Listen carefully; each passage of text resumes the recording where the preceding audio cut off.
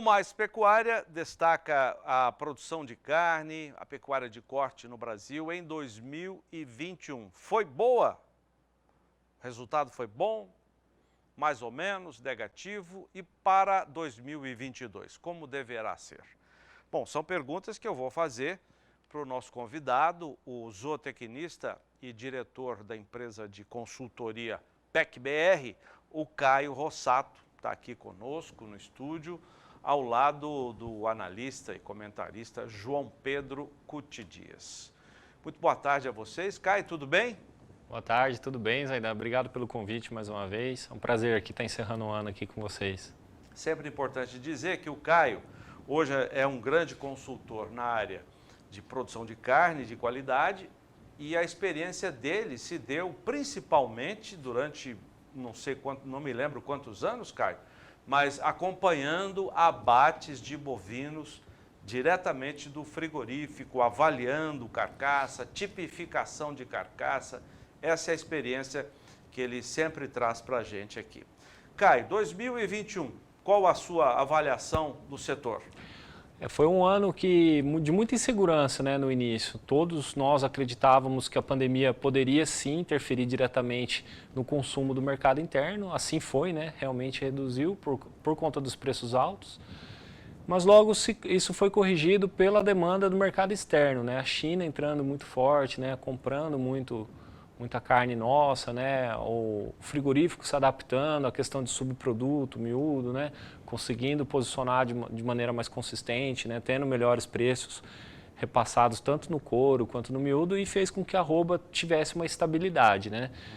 E em janeiro, já em fevereiro, pudemos assim ter altas, que assim o otimismo do pecuarista cresceu bastante, né? Então, realmente foi um ano, apesar das turbulências, né, foi um ano realmente positivo para a pecuária, eu acredito.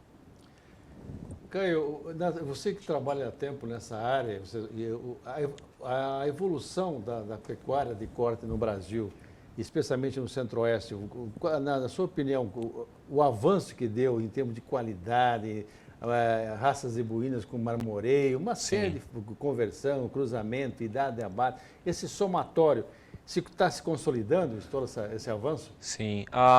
Devido à alta dos preços do bezerro, né, há 2 anos, muitos dos pecuaristas que não adotavam tecnologia de ATF, índices, não ligavam muito para índices reprodutivos, começaram a se atentar, né? Então a gente começa a perceber realmente nos abates uma diminuição grotesca, assim, muito alta. A gente está até falando lá dentro do quanto que hoje é muito difícil você ver um produtor enviando animais, vacas ou novilhas, né, com bezerro, né? Então, hoje, esses índices eles são muito menores, né, porque o pecuarista está muito mais preocupado no resultado, né, dentro da porteira, em tirar o bezerro da vaca, né, em poder otimizar os resultados nos índices reprodutivos. E assim a gente vê essa evolução, né, da pecuária cada dia mais acrescentando a tecnologia e podendo ter índices melhores do abate. A gente, com a EATF, por exemplo, a melhoria da genética, a gente consegue diminuir de 6 a 7 meses, reduzir a idade do abate do animal, né? Então, realmente é muito interessante só uma conta que a gente está fazendo, né? Só essa redução de 6 a 7 meses do abate, quanto que o pecuarista não economiza, né, em custo fixo, né? Então, realmente foi um ano muito bom. Como é que você compara 21 com 20? O CPEA, só colocando o boletim do CPEA de hoje sobre o boi gordo, Sim. fala que o cenário deste ano foi muito parecido com o do ano passado. E fala de preços bons. Sim. Em São Paulo, por exemplo, o CPEA diz que a arroba do boi ficou acima dos R$300. Sim. Então, como é que você compara os 2 anos? Esse ano de 2022, de 2021, foi inteiramente acima dos R$300 por arroba, né, na Praça São Paulo. O que acontece é que a semelhança que eu vejo também, o mesmo posicionamento que o CPE, é que realmente foi do otimismo em janeiro e fevereiro, onde temos baixas, né, na arroba, né, pela grande oferta de animais a pasto, tudo. E como o mercado já estava com muita escassez de animais gordos, em janeiro e fevereiro tivemos altas, né, tanto em 2020 quanto em 2021. Então, realmente, um cenário atípico, né? Um cenário em que a gente espera que, o frigorífico também espera que tenha uma ressaca ali do preço e aí normalize com as ofertas de animais gordos do pasto, né? E não foi o que aconteceu em 2020, não foi o que aconteceu em 2021. Vamos ver se em 2022 desenrola desta maneira, que eu acredito que vai ser também, né? Poucos animais ofertados aí, muita gente com essa especulação da China em setembro, outubro, acabou saindo do mercado mesmo, tirando os animais do semi-confinamento ou do confinamento, o que fez e vai afetar sim a oferta de animais em janeiro e fevereiro. Então o frigorífico tem que ficar atento, fazer boas parcerias, é o que eu sempre falo aqui, para garantir esse fornecedor aí ao longo do ano de 2022, que vai ser realmente desafiador novamente, né? Nós recebemos o consultor de mercado pecuário, o Caio Rossato, e eu fiz a apresentação dele no bloco anterior e eu gostaria de completar. O Caio adquiriu uma experiência muito grande acompanhando abates de bovinos no frigorífico, avaliando carcaça, problemas na tipificação. Isso já tem 7 anos, Caio. Você ainda atua no segmento? Sim, faz 7 anos que a gente atua, desde 2015, né? A gente tem uma equipe atuando hoje, principalmente Mato Grosso do Sul, São Paulo. Estamos expandindo para outros estados, mas o foco principal é Mato Grosso do Sul e São Paulo, né? E a gente também faz consultoria para os frigoríficos, né? Fazendo esse diagnóstico de como que está a rentabilidade dele, o rendimento dele com relação aos pecuaristas, se ele está bem posicionado com relação à praça dele, né? Com relação ao rendimento, qual é o tipo de parceria que ele pode desenvolver com os pecuaristas, né? Enfim, como que ele pode realmente fidelizar os pecuaristas, né, os fornecedores dele e estreitar o relacionamento. A gente tem feito também esse diagnóstico para os frigoríficos nesse ano e foi mais de 8 estados visitados brasileiros. Quer dizer que existe uma mudança de conceito por parte da indústria de querer saber o que o pecuarista pensa da indústria, né? E você passa também a demanda da indústria sobre o tipo de carne que o mercado vai desejar. Exatamente. Esse trabalho ele vem sendo desenvolvido, né, ao longo desses anos por conta da oferta baixa dos animais, né? Então, claro que assim, gerando a crise, gera maior preocupação com os fornecedores, né? Crise na oferta do boi gordo, mas também no modelo de negócio que está sendo mudado, né, Zaidan? A gente está observando realmente os empresários, donos de frigorífico, tendo outra visão, né? Hoje em dia a gente vê muito mais eles preocupados em fazer parceria com os pecuaristas do que aquela coisa assim, não, é cada um no seu negócio, né? Então eles estão enxergando que a parceria é sempre de médio e longo prazo.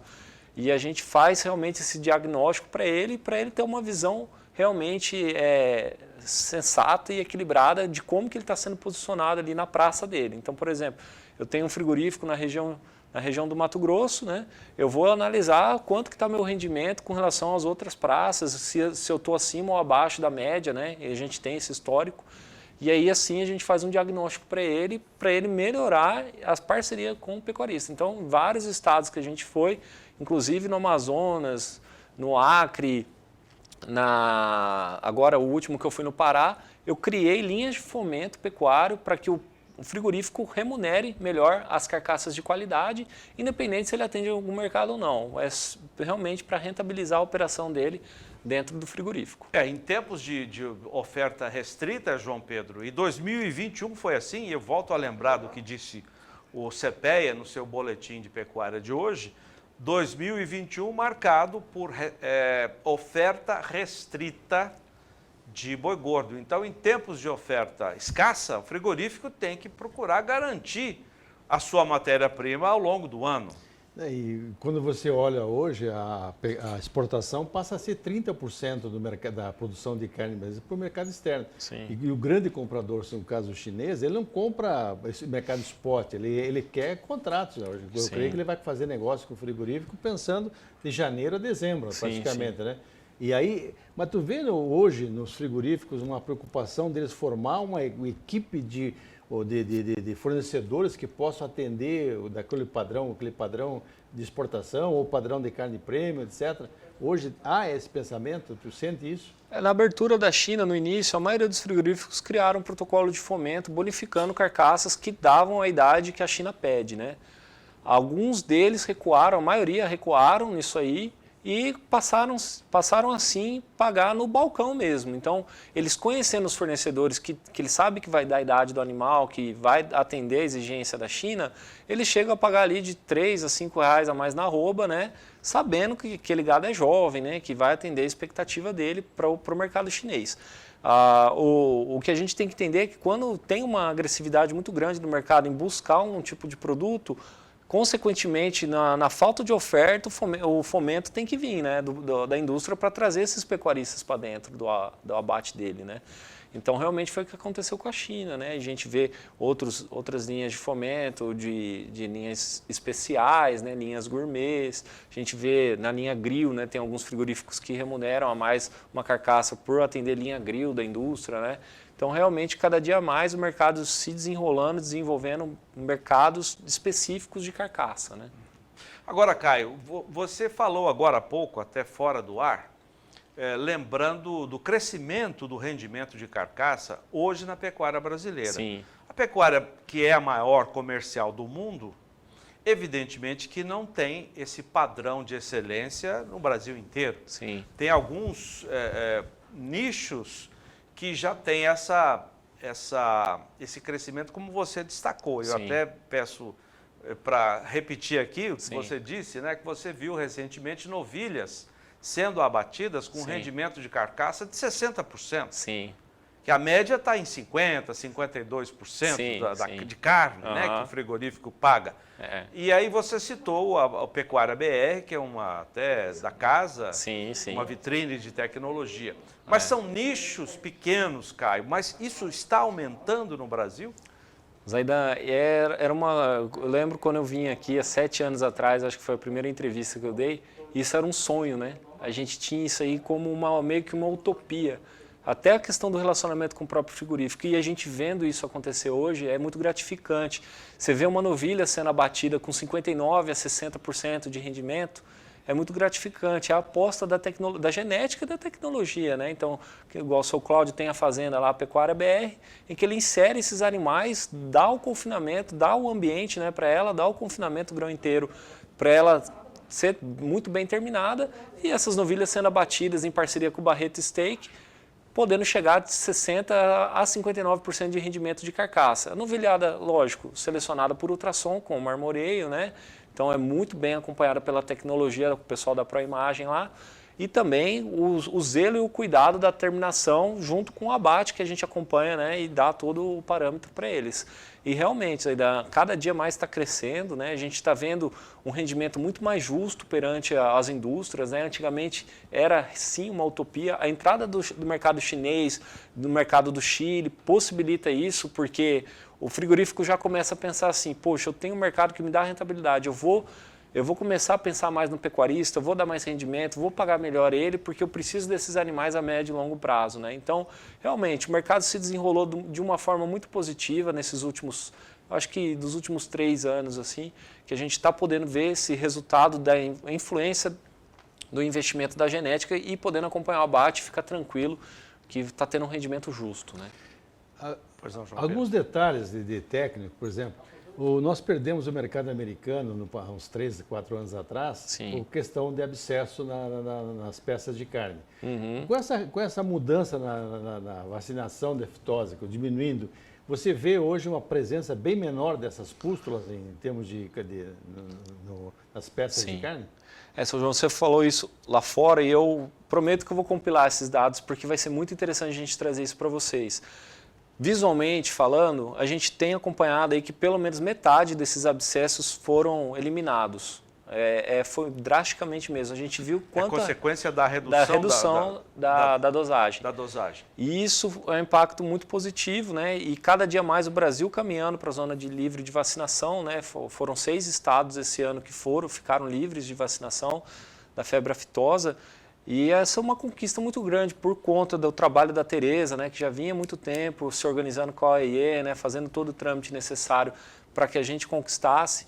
E eliminando isso, a gente vai finalizar um problema muito grande, que é o abscesso, que é realmente um incômodo tanto da inspeção quanto do pecuarista, né? Porque a inspeção tem que retirar, o pecuarista fica bravo porque quebra o rendimento, né? E por mais que muitas vezes ele faça um manejo racional, um manejo adequado de guilhotina, né, de vacinação na tábua do pescoço, acaba dando sim a lesão, né? Então realmente eu acho que a gente caminhando do jeito que está, né, o Brasil levando a sério a febre aftosa, cada dia mais tende isso aqui a gente não discutir mais esse tipo de problema, né? Agora, 2021, tivemos 2 entraves para que esse nível de excelência não fosse ampliado para mais fazendas.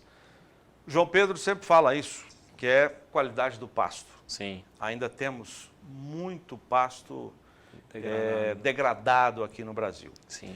E o segundo, esse pegou para valer, que foi o custo de produção. Sim. Que subiu muito. Muito. Não é, João Pedro? Ontem eu fiz uma entrevista com o pecuarista aqui, comentando que quase R$20 a diária para manter o animal no coxo. Os insumos subiram, né? Sempre vão acompanhar, né, essa valorização da arroba, né? E a lavoura, o último levantamento que a gente gerou lá na consultoria foi de 15,8%, né, do acréscimo, né, do valor desses insumos, né? Então realmente é muito alto. E assim eu acho que vai caminhar, né? Porque o Brasil está se vendendo muito bem lá fora, né? O nosso produto ainda como commodity, ele ainda é barato perante os outros mercados. E o produtor tem que ficar atento sim, à virada de mercado, né? O ciclo pecuário, como vai se desenrolar isso no ano que vem. E realmente a gente sofreu muito com a derrubada da China em setembro. Outubro foi um mês assim bem delicado mesmo para todo mundo. E a volta da China mostra o quanto que o mercado ainda é dependente desse mercado que é a China, tão importante para o Brasil, né? Agora, como pensar nos próximos anos, Caio, em função dessa perspectiva de alta nos custos de produção, né? Milho, farelo de soja, fertilizantes para quem vai mexer no pasto também. Como fazer o planejamento? O produtor no ano que vem ele vai ter 2 saídas, né? Para se ficar mais confortável, né? Uma, se os frigoríficos abrirem a possibilidade de fazer boia termo, contrato a termo, eu acho uma boa saída. Se ele tiver os custos fixos dele travados, se ele conseguir realmente travar isso no ano que vem, eu acho uma excelente opção para tratar no boia termo ano que vem. Ou no mercado futuro mesmo, ele trabalhar com as travas, né, de mercado, para que ele possa, né, fazer realmente uma margem ali de segurança, que ele possa trabalhar de baixa ou de alta, né? Então, realmente, só isso. E os seguros pecuários, né? Mas, enfim, para ele conseguir ter uma certeza de venda, muitas vezes é só o termo ou, muitas vezes, o mercado futuro mesmo. E, realmente, se preocupar por ter adentro, né? Em otimizar os custos, né? Em reduzir as perdas e investir onde tem eficiência, onde vai dar eficiência e aguardar um pouco aí. Eu acho que ao desenrolar até fevereiro e março a gente vai ver como é que vai ser a situação da oferta de bezerros, né, a oferta de animais já no pasto, e aí a gente vai ter uma segurança maior de como vai ser o desenrolar no ano.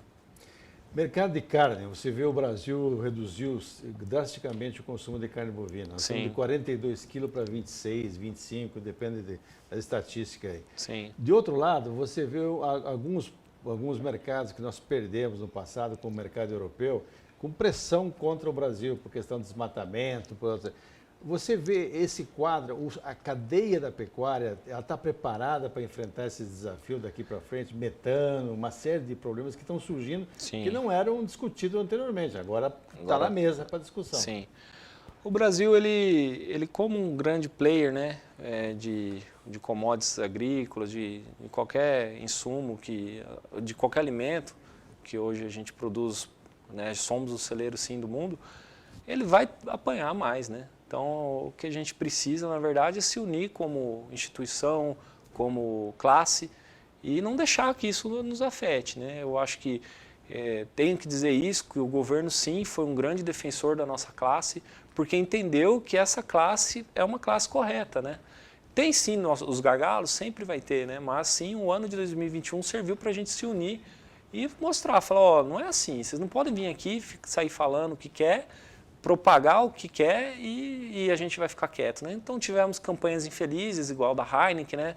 Falando Dia Sem Carne, campanhas infelizes agora do Bradesco, vinculando as blogueiras, influencers lá, falando que o consumo de carne aumenta a diminuição do consumo de carne aumenta a sustentabilidade. Então, são erros grotescos, né, de posicionamentos que o agro não está aceitando, está começando a se posicionar de forma mais firme e o pessoal já está começando a pensar assim, poxa, não é isso aí, né? Então, a gente vem sim se organizando, né? Eu mesmo, como empresa, já tenho boas parcerias para 2022 com grandes artistas de renome, que é justamente para a gente passar esse recado de forma tranquila, né? Falar, olha, gente, vem conhecer o agro, né? Abrir a porteira, né? Por que não? E começar a mostrar mais a cara para o consumidor que ele tem uma visão realmente um pouco deturpada, né?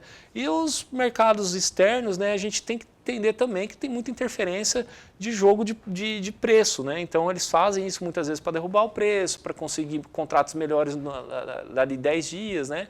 Então isso tudo é muito delicado, né? A gente não tem certeza de nada, né? É só a gente começar a se posicionar como produtor, né? Como classe e produzir, que eu acho que é um bom ano também, tá? O ano de 2022 vai ser um bom ano para o agro. A impressão que a gente tem é que o pecuarista precisa se preparar cada vez mais para esse tipo de ataque. Sim. Porque os ataques vêm de fora, né? Os europeus, lá a França, a Irlanda. Querer que a Irlanda fale bem da carne brasileira, sim. Não existe isso, né, uma João utopia, Pedro? Uma utopia, né? Então, isso aí, a Irlanda vem metendo pau na carne brasileira há 30 anos, mais até. Sim. E não é agora que ela vai dizer, não, mudei de ideia, o Brasil faz tudo certinho. Não, vai ser pau cada vez maior. Sim. E a agenda social crescendo no mundo, essa crítica, essa cobrança ao Brasil, que se destaca como o principal, ou um dos principais, será cada vez maior, será grande. Então, sim. O pecuarista, na nossa visão, tem que se preparar para isso. Sim, sim. Agora ele está reagindo bem, como você disse, né? No caso do Bradesco, na Heineken não foi uma reação tão grande. Sim. Quando a Heineken fez o churrasquinho, aquela coisa toda. Mas agora com o Bradesco, não. Todas as entidades estão se manifestando com notas de repúdio. E é o que eu falo, né? O socialmente aceito. O que é socialmente aceito, né? A gente vê assim uma visão muito diferente do quando a gente vê no mercado lá em São Paulo, Rio de Janeiro ou em Minas Gerais. O pessoal parece que vive numa bolha e não entende o quanto que o agro gera de emprego, quantas famílias são ajudadas. E o agro não é o grande pecuarista, não é o grande agricultor. O agro é o pequeno agricultor, é o pequeno produtor. Na maioria deles, 70%, 80% quem fornece alimento para o Brasil é o pequeno e médio, né? Eles não entendem isso, eles acham que o agro é aquele cara de caminhonete que não trabalha, né? Que só fica jogando agrotóxico. Então isso tudo é uma visão deturpada do mau trabalho, do trabalho mal feito que o agro fez com relação ao marketing, né? Então assim, a gente se posicionou pouco para o consumidor final. Está faltando isso. Eu acho que o agro tem que se posicionar mais para o consumidor final, mostrar a sua cara, que realmente esses problemas eles acabam sendo minimizados. E a gente sempre diz, né? Mesmo eles falando mal, acaba que é uma propaganda para nós, né? Em que as pessoas que têm discernimento começam a buscar informação e começa a ver que realmente tem muita coisa que é mentira, né? E a maioria, no caso, né? Que muita coisa manipulada e tudo. Então, o agro ele tende a crescer cada dia mais com isso também, né? Temos que entender que até quando se fala mal, acaba fazendo uma propaganda de certa forma, né? Você falou que já está vendo celebridades para fazer campanhas, né? Dá para adiantar alguma coisa que vocês estão pensando Dá em fazer? sim. A gente vai iniciar um trabalho agora com o biólogo Richard Rasmussen, né? Em que nós vamos criar um programa dentro do canal dele, que nós vamos falar do agro, né? E criar embates, né? E discussões semelhantes a outras discussões que a gente vê no ambiente político, né? Então, por exemplo, trazer um vegano, conversar com um pecuarista, um agricultor, conversar com um ambientalista que é contra o agro, né? Isso fazer de uma forma realmente que gere uma discussão saudável, né? A gente vê muito nos programas de política, né? O direita conversando com a esquerda, né? Então, a gente vai trazer esses tipos de embates e também vamos trazer um pouco da cara do que o Brasil... Eu vou fazer um programa com ele mensal, em que eu vou trazer carne, vou levar a carne lá, vou falar de como é produzida, né? Na região. Então, como a gente está atendendo com o selo Carne a Pasto praticamente o Brasil inteiro, vou falar de como a região produz, né? Então vai ser um programa bem bacana e vou envolver outros atletas também, a nível nacional, do vôlei, do futebol, né? Que eu tenho bastante contato, e a gente vai trazer essa galera também para o agro e começar a mostrar a nossa cara lá, tanto no Instagram, né, quanto na televisão, se possível, né? Caio, hoje essa questão de mudança climática é o assunto do dia. O 2021, essa COP26 marcou presença.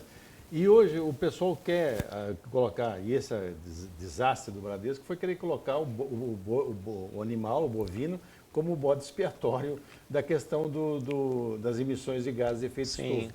Quando na realidade, quando se olha a pecuária é um grande sequestrador de carbono. Talvez teria que ter uma explicação mais detalhada para o grande público. Que a hora que esse animal está lá no campo, ele pode até arrotar e sair um pouquinho de metano. Mas, em compensação, ele está sequestrando carbono pela raiz do pasto, a pastagem, né? Os micro-organismos. Então, e eu acho que esse trabalho de divulgação é extremamente importante para chegar nessa classe média brasileira, nesse pessoal de universidade, para entender, olha, eu faço palestras às vezes e eu vejo que o pessoal não tem noção da importância que tem essa microbiota, essa questão de solo vivo, da questão biológica do solo. Então, todas essas coisas são importantes e que muitas vezes passa desapercebido. A pessoa, não, o animal está rotando metano, mas e o que ele está fixando? O que a gente tem que entender é que o Brasil é um bode expiatório, muitas vezes, para visões deturpadas, né? Parece que colocar culpa no agro para desviar o assunto, né? Para não focar no que realmente tem que fazer.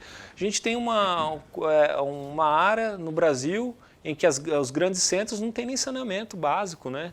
A gente tem lixo a céu aberto, esgoto, e por que olhar o agro, né? Claro que tem que olhar o agro, mas não só o agro, né? Temos que atender sim as demandas urbanas, né? De lixo, de resíduo urbano, né? A própria questão da indústria, né? Produzir altos índices de gases do efeito estufa. E eu acho que o agro sempre foi um bode expiatório, mesmo como o senhor disse, e a gente tem que, vamos dizer assim, entender que isso é uma via ideológica, não é uma via de posicionamento político, né? É uma via ideológica. E se é uma via ideológica, vamos tentar conscientizar, mas a gente sabe que isso aí tem um teto, né? Que aí, a partir do momento que você não consegue mudar a ideologia, a pessoa é cega, né? E vai buscar informação depois que ela tirar essa cegueira, né? Caio Rossato, muito obrigado pela sua gentileza de vir até aqui, fazer um balanço, né? Bom trabalho para você em 2022. Para vocês também, agradeço sempre a confiança no nosso trabalho, Zaidan, e estou sempre à disposição, que vocês tenham um 2022 maravilhoso aí. Muito obrigado. João Pedro, obrigado, até amanhã. Hoje animado com essa chuva que deu aqui hoje. Graças a Deus. Tá certo.